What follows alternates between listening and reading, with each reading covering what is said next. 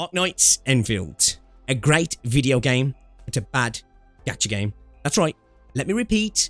A great game, but a bad gacha game. And not for the reasons you might be thinking of. It's not bad because it doesn't have a guaranteed pity carryover, or because you can get multiple 6 stars in 120 pulls. I know, terrible. It's not because of the weapon system, banner lengths, or the supposed lack of pulls at launch. It's a bad gacha game because it doesn't do a good job of selling itself as a gacha game, but it does an incredible job of selling itself as a video game. This video is going to be just a first impression overview. All my views are subject to change, and I will do more specific videos, more in depth, when 1.0 in its entirety is complete, including all events and the upcoming endgame, so we have a true picture of the actual launch of the game. So let's get into it. This game, maybe more than any gacha experience I've had, maybe only rivaled by OG Arknights and the start of 2.0 in Wuthering Waves, actually feels like I'm playing a real game and not a live service Chinese gambling product. Hypergryph has done a genuinely impressive job of introducing a massive amount of content, systems and mechanics most gacha games simply do not have on launch beyond the initial story, farming content and standard timed endgame stuff that feels similar to other titles. Endfield steps up and stands out in this regard and feels unique in an increasingly homogenized space. Now, that doesn't mean the game is perfect. Far from it. It also doesn't avoid some of the usual gacha pitfalls in story presentation, character introductions, and narrative pacing. It has the usual leveling of characters and weapons in the typical gacha way, level caps, breakthroughs, and material sinks to prep for upcoming content, although, thank the gacha gods, we don't have the typical gear RNG fest here. It has early game issues that affect not only the story pacing, but also affect the new player onboarding experience that can make the game feel very slow, for which a lot of players can be a huge filter, as it paints a picture that this may be how the game will continue to be going forward. And that's largely in part due to one of the game's most unique aspects, the factory, which we're going to get into in this video. So, with all that said, Endfield really does feel like a game first, gacha second. I know, I really hate that cliche and tropey title also, but it really does ring true in Endfield. In its 1.0 state, it genuinely feels like a true video game experience, something that's surprisingly hard to find in this genre. That doesn't mean other gacha games don't have enjoyable gameplay loops or combat, where Endfield's content density and systems create a level of immersion that feels quite rare, largely thanks to the factory system and how the game is not only built around it, but has many of its systems built on top of it, potentially offering one of the best 1.0 experiences in this space so far for me. Now, the factory system is divisive, but for many of us, it's been unexpectedly addicting. Like a lot of players, I wasn't into factory games before Endfield, but I found myself really enjoying it. Compared to deeper factory titles, it's relatively simple, but for a game like this, it still has enough complexity, micromanagement, and optimization to make it engaging. The interesting part going forward, though, will be how the factory evolves through updates, how it stays fresh, how it scales, and how it remains worth interacting with long term. It genuinely separates the game from competition. Learning new building chains, optimizing layouts, and increasing efficiency can be so engaging that you forget you're also playing a semi-open world action RPG, let alone it's a gacha game. But it will be interesting how the balance of gameplay shifts post-launch when the factory isn't front and center, because most people have got their factory to a point where the daily workload on tinkering with the factory is reduced or potentially gone. I am curious though how they can, or even if they will, introduce factory/tower defense modes in the future through permanent or temporary events. I think there's something that could be really interesting to be built on there for later content. It's not flawless, of course. The game needs quality of life updates, and the tutorials are overbearing to the point of being insulting, extremely hand-holdy, slow, and disruptive to the early pacing of the game's engagement, and also the story, as I've said before. It almost makes the initial story take a back seat, leaving Valley 4 feel wanting. I fully expect it to filter a lot of new players before they could get to the actual game. Once you're let loose in the factory, the system genuinely shines. It gives a real sense of progression, not just the typical power scaling DPS checks kind of progression, and it encourages community creativity as players share layouts, blueprints and ideas. The blueprints also offer for the people who wish to streamline their factory involvement and make it an easier ride. But if the factory really turns you off, this game may just not be for you, because the factory is a major core component of the game.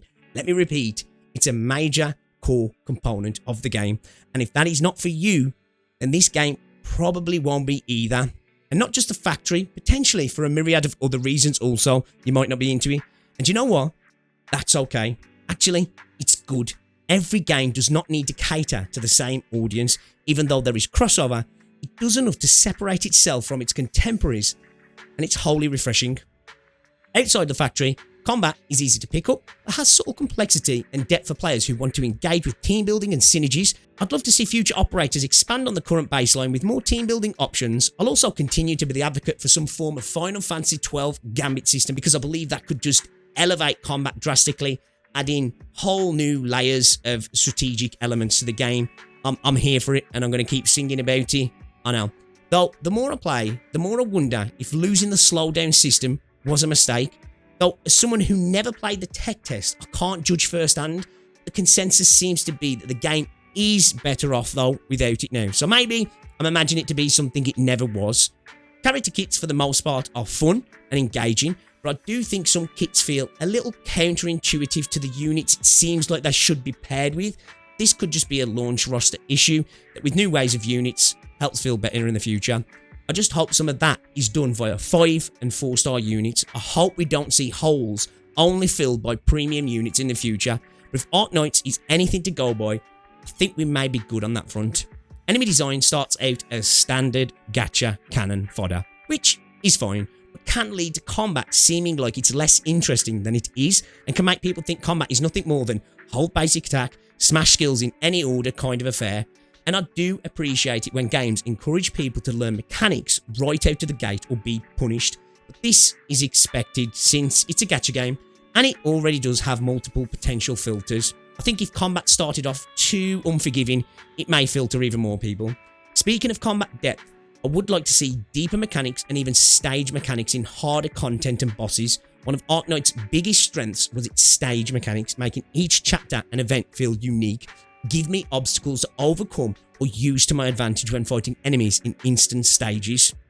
Combat looks cool as well. The 4 units being on field is a welcome change to this space. Visual effects look nice but not overbearing, and in my opinion, seeing the usage of arts in 3D is so cool to see now, with slick character animations and pretty but not over the top ultimate animations, which I'm actually a fan of. Don't get me wrong, I like my aura farm ults in some games, but it can become a little draining when you have to keep seeing it over and over and over. And overall, Enfield's combat is enjoyable with a strong start, but I do hope it expands on the amazing baseline that they've set up so far. As for exploration, I know, me and exploration.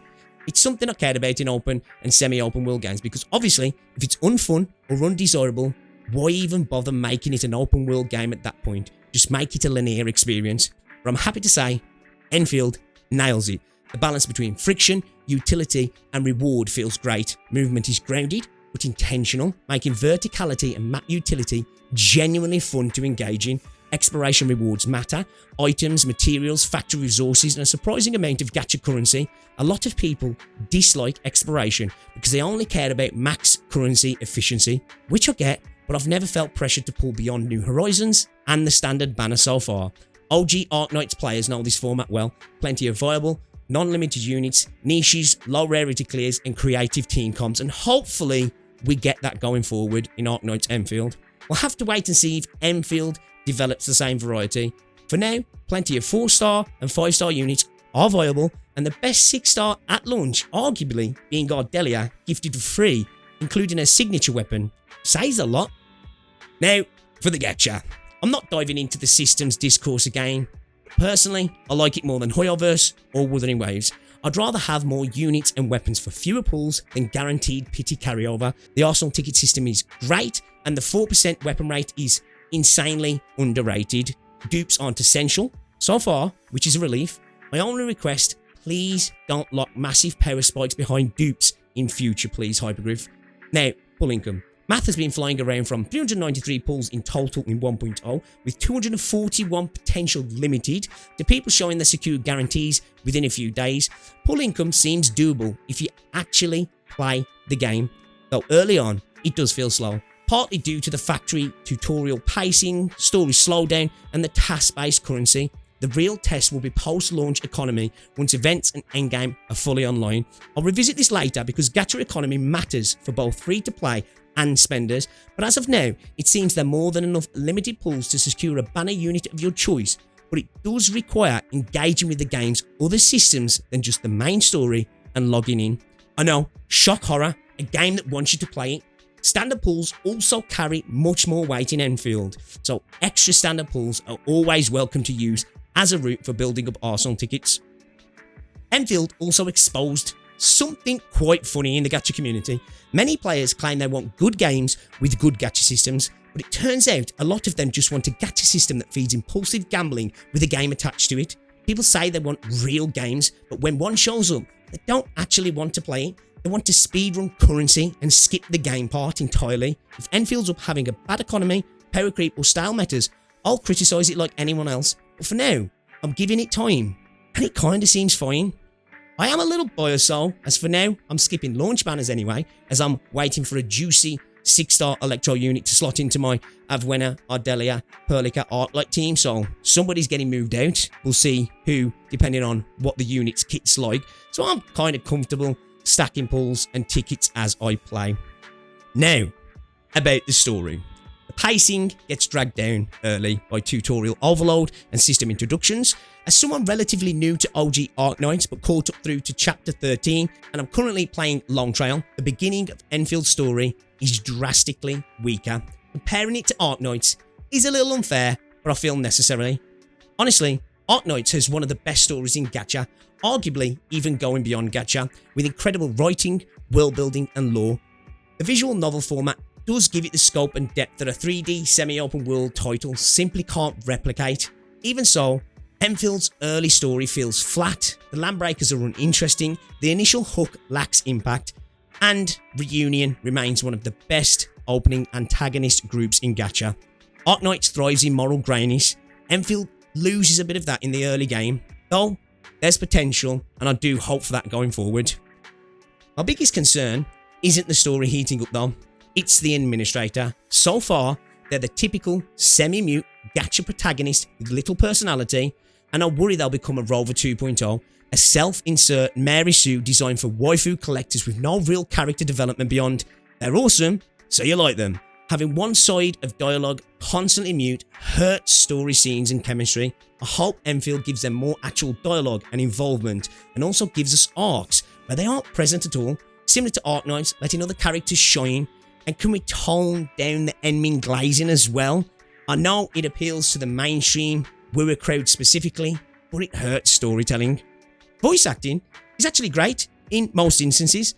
I think only let down by some dialogue and maybe directing issues, likely to improve, just like Wuthering Waves did post-launch as well. Some awkward lines are also made worse, I think, by the silent protagonist issue, so that's just something to think about.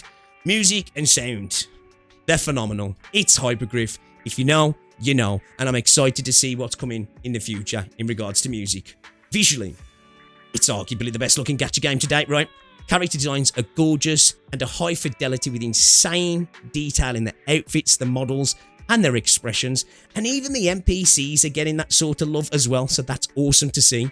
Environments look incredible, with strong geography and topography, and feels like a place to exist in rather than just to pass through. The best part is the player actively reshapes the world via power lines, zip lines, mining, etc., which makes exploration make sense narratively and mechanically.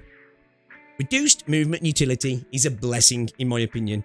Jump pads, vents, vertical pulleys, all of this included in with the dark style jumping feels super satisfying, and reaching a seemingly unreachable ledge just feels good.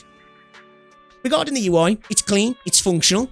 I do really like it. It's nothing groundbreaking, but it's really nice. It's slick, and when you're moving through your character screens, I love the way they switch poses, kind of like Zenless Zone Zero. Big fan of that. Overall, big fan of the UI, but again, it's nothing groundbreaking. At the end of the day, a good UI is something you kind of don't pay attention to. It's like stylish, but subtle at the same time, if that makes sense. Performance is shockingly good. I don't remember a live service or gacha game launching this stable on PC, console, and mobile. They seem to be running well on all platforms, which is great to see. Unity was a great choice, and Enfield might be Unity's best marketing moment in years, especially in a mobile-heavy genre that definitely seems to be moving more towards Unreal. And Unreal's been rough lately, so I'm glad to see Unity shine here. More devs use Unity. If we can get performance like this, I'm happy.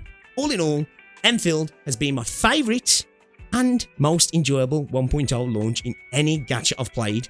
In terms of content, performance and gameplay loop, it might be the best start I've experienced. Not perfect, fantastic. I just hope the story can catch up to what Arknights offers, because it's just so much better there. I don't expect the depth, but let's get the quality. That's all I'm asking for. The only huge stain on the launch, and it was a huge stain, was the PayPal situation. A dirty mark on an otherwise near perfect debut. Hopefully, it gets resolved soon with some kind of explanation, and the option of PayPal restored as a payment option as well, because I want to swipe and I'd really like to do it through PayPal. So can we get that sorted soon, please? Thank you. So guys, let me know your thoughts down below. Did Endfield live up to the hype? Did it disappoint you? Are you not interested? Have you found it mid? I'd love to hear your opinions. And here's hoping future updates improve the game and Hypergryph listens to the right parts of the community moving forward, because I think we've got a great game here. It's by no means perfect. It has its issues. But I think there's so much potential here for this to be a great, great game. We're already starting from a great baseline. So let's hope for a great game going forward. If you have enjoyed the video, guys, drop a like, subscribe if you're new, and I'll see you all in the next one. Here up.